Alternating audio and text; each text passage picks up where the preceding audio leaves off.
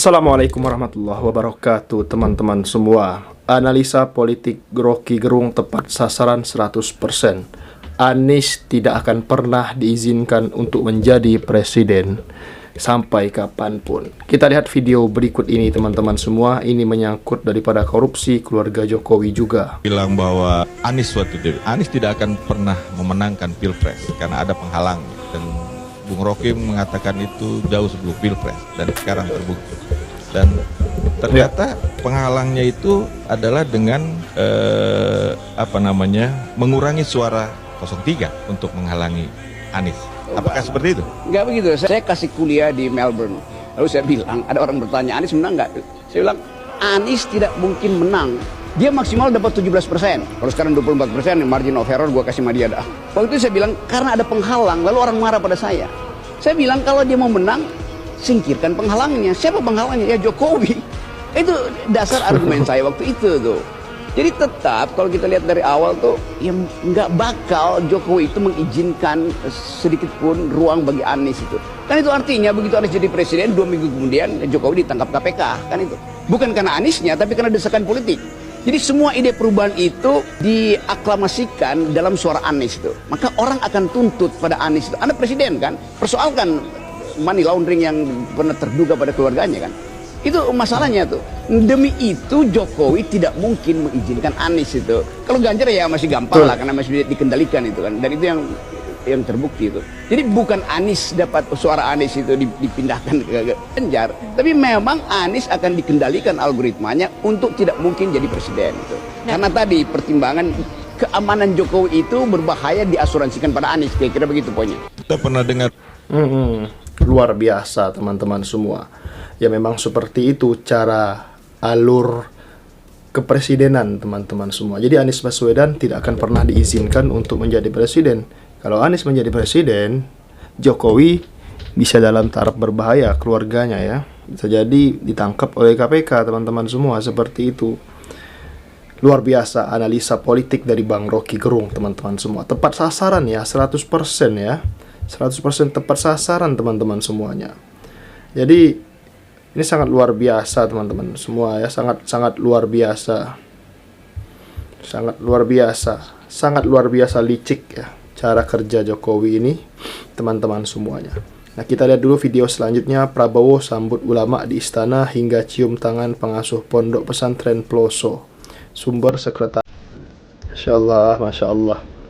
Nah, baru sekarang teman-teman, Pak Prabowo akhirnya mengundang tokoh ulama untuk silaturahmi dan buka bersama di Istana Negara. Ada juga Habib Hanif Alatos dan juga ulama-ulama lain. Ya, Habib Hanif Alatos menggantikan ya Habib Rizik Syihab. Jadi Habib Rizik kenapa tidak mau? Ya begini teman-teman ya. Umaro itu harus mendatangi ulama. Ulama mendatangi umaro itu takutnya jadi fitnah. Ini luar biasa daripada pergerakan Habib Rizik Syihab ya teman-teman semua ya. Dan tentunya ini merupakan contoh baik dari seorang Bapak Presiden kita Prabowo Subianto yang mengundang daripada tokoh-tokoh besar, kiai-kiai yang sudah luar biasa terkenal. Tentunya seperti itu teman-teman semua. Dan tentunya para ulama, para habaib juga menekankan agar Presiden Prabowo Subianto menarik diri dari board of peace buatan Trump Amerika Serikat. Tentunya seperti itu karena tidak ada keadilan di dalam forum tersebut. Walaupun mereka ingin katanya memerdekakan Palestina. Aduh, Amerika dan Israel jangan pernah dipercaya karena mereka ini adalah negara-negara yang berbohong demi keuntungan. Seperti itu teman-teman semua. Ini sangat luar biasa teman-teman semuanya, pergerakan dari Pak Presiden Prabowo ya. Cuman ya satu saja permohonan kita, penjarakan Jokowi ya, penjarakan kalau bisa. Kita lihat video selanjutnya teman-teman semua. Pidato itu kejang-kejang kesurupan, Bung, kesurupan, kejang-kejang kesurupan dengan watak sangat ambisius. Mata anak yang nggak ngerti apa-apa tentang hidup, nggak ngerti apa-apa, dia berteriak-teriak menyaplok PDIP mau menjadikan Jawa Tengah kandang Gajah. cilik. Gajah cilik, ya cilik, gajah macam gitu, ketabrak kucing aja udah jejeritan. Ya Kaisang pidato, Kaisang itu sampai kejang-kejang, kesurupan pidatonya. Itu pidato orang kesurupan, memeras darah sampai penghabisan. Kamu kira merdeka, kamu kira pintar, kamu mengatakan gitu.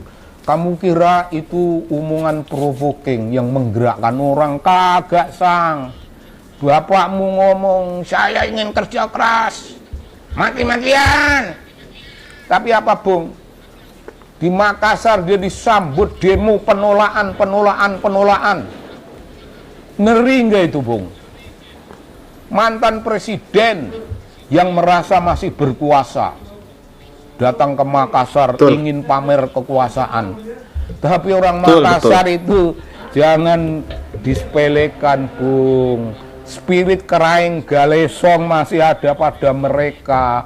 Spirit Sultan-Sultan Makassar ada pada mereka, pada kaum intelektual, pada kalangan yang lebih muda, namanya mahasiswa dan rakyat pada umumnya. Apa yang mereka katakan, tolak Jokowi.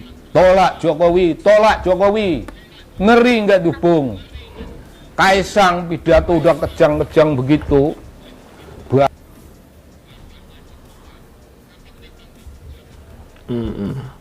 Yang jelas begini, kita jangan sampai tertipu lagi oleh janji manis Jokowi dan anak-anaknya.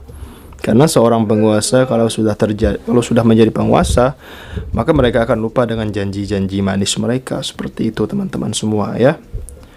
Bagaimana tanggapan kalian? Semoga video kali ini bermanfaat. Jangan lupa subscribe MPH Channel. Assalamualaikum.